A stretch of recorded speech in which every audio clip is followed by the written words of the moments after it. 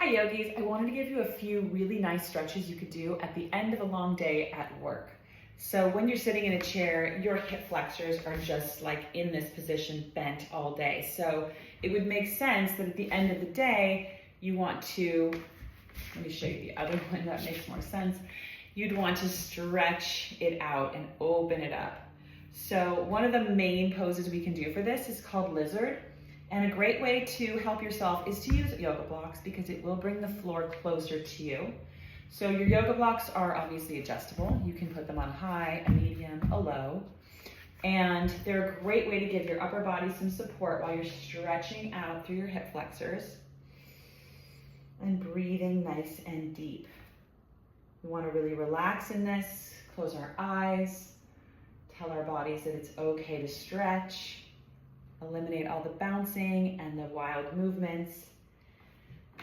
And then what we want to do is we want to pull the hips back and get the underside of the opposite leg.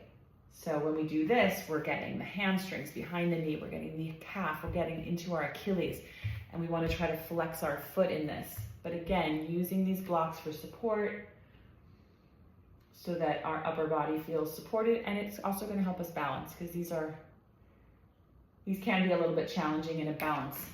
Now, if you want to get a little bit deeper in this hip flexor, because one of your muscles does go all the way down and wrap around your knee. So to get nice and deep in this hip flexor, if you can, it's great to reach around and grab the top of your foot and then press your hips down. So that's a really nice way to get even deeper.